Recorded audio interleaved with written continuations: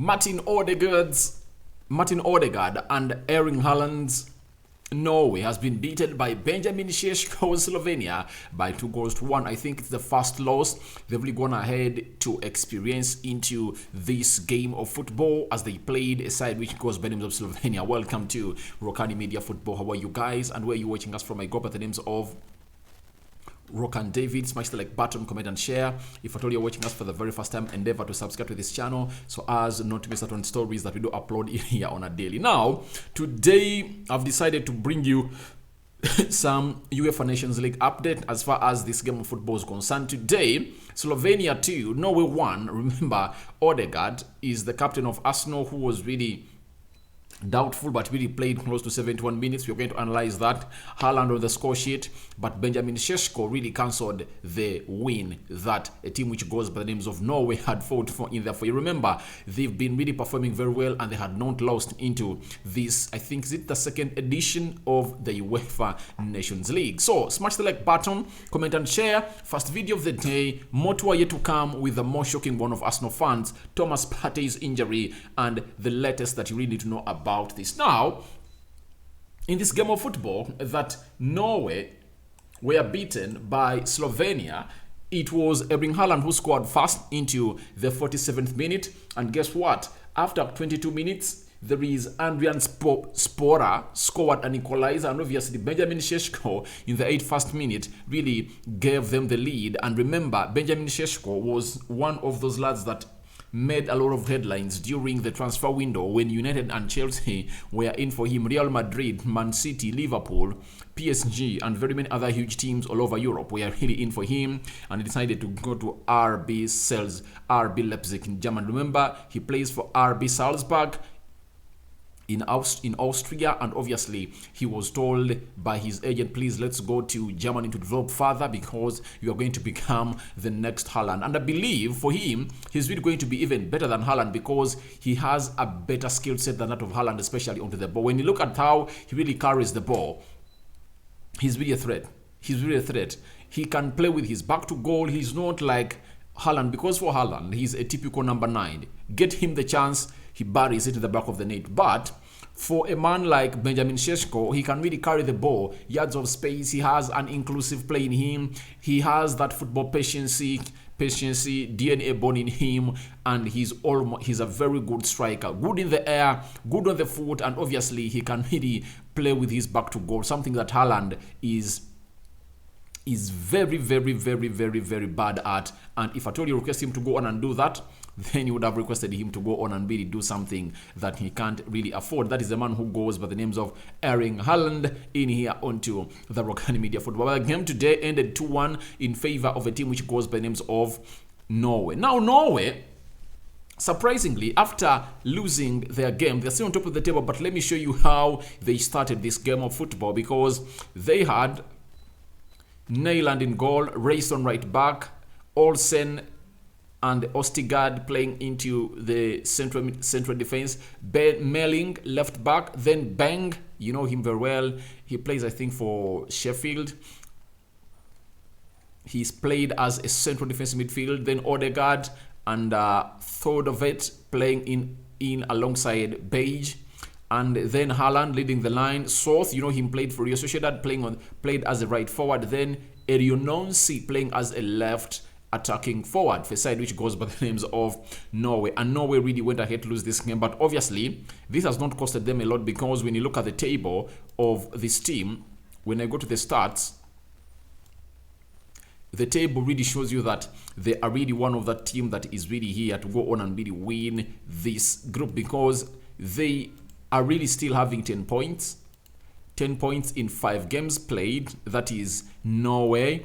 And when you look at Serbia, it's only Serbia that can go ahead and really get them off the top before they win today. But let's wait and see when Serbia plays Sweden, which is a very difficult game that Sweden needs to win to see to it that they are not relegated to maybe Nations Group C in here onto this channel. But the main talking point is these stats that show you that Norway had everything to go ahead and really win this game, but they were let down by themselves. 9 shots by Slovenia. Norway had 14. 4 shots on target by Slovenia, 5 by Norway. It shows you that Norway really lacked some bit of a cutting edge. These would have been close to 8 shots on target according to me, but they had only 5. They are 3 less. 41% ball possession by Slovenia, 59% by Norway. 346 passes completed by Slovenia, 481 passes completed by Norway. 70% passing accuracy, and Norway had 78. 15 fouls by Slovenia, 16 by Norway. 3 yellow cards to Slovenia, 2 yellow cards per side, which goes by the names of Norway. 0 red cards to both sides, 2 offsides for Slovenia, 1 for Norway. 6 corners by Slovenia, 7 by Norway. Almost Norway edged Slovenia in everything, but obviously, guess what happened? They didn't really utilize the chances they got. And the minimal chances that Slovenia got, they really buried them, especially Benjamin Sesko really scoring the winner for a side which goes by the name of Slovenia. Now, when you're talking this game, let me divert a little bit to Haaland, to the captain of Norway, that is Martin Odegaard. Martin Odegaard played 71 minutes today, and that is something that is really good for a side which goes by the names of Arsenal, because I remember Martin Odegaard had last played a game of football in the game of FC Zurich, and it looked like his fitness was really on an ultimate test. The pendulum was swinging, and we don't know where it was going to settle, whether in an injury, whether fully fit. You get? The game of Manchester United, he played close to 75 minutes, was taken off. Then in the game of FC Zurich, he played 15 minutes.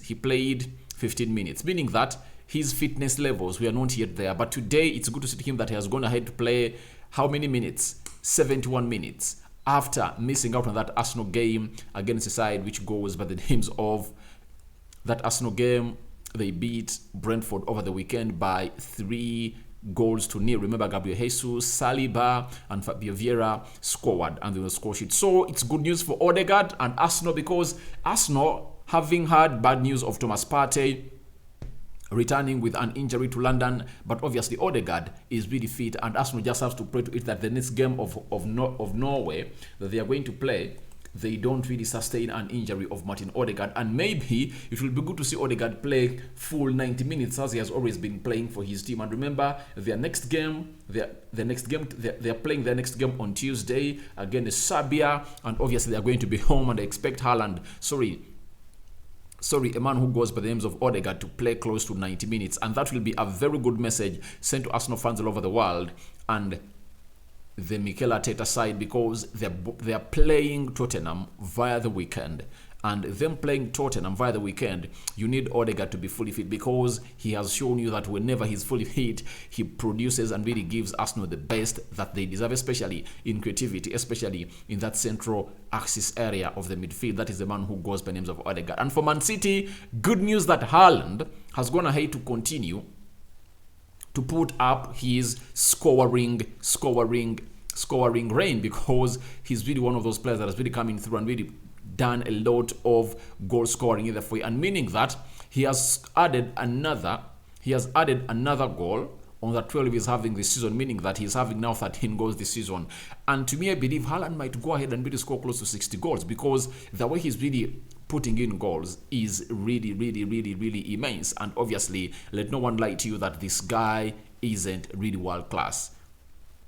He's world class, and obviously, though his team has lost today, but for him there is a positive in it. He has really gone ahead to score a goal, and he's on the score sheet again. Odegaard positivity, playing 71 minutes, that's good to hear. They've took him off the pitch, not injured, but they just thought that those are the number of minutes we're supposed to play, especially in this game of football, as they lost to a side which goes by the name of Slovenia. And believe that if at all Odegaard was 100% fit to play this game 90 minutes, he would have really created magic, because I know he is the midfield maestro that really creates lots of chances for a man who goes by names of Haaland, and Haaland also did the needful and really scored. But obviously, you always miss him when he's really not playing 90 minutes. Those 19 minutes he never played for Norway really costed them, because he is the brain that really sparks all the creativity of that Haaland side. So smash the like button, comment and share.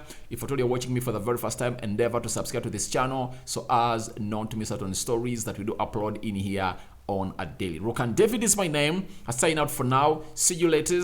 But Slovenia has beaten Norway by 2-1, and Odegaard and Haaland have suffered their first defeat into this group that they are leading by 10 points. Your reactions are welcome into the comment section below. I know Arsenal fans are really going to be so much interested in knowing what Odegaard got out of this game. He played 71 minutes. That's the positive for Haaland and Arsenal, and obviously for a man who goes by the names of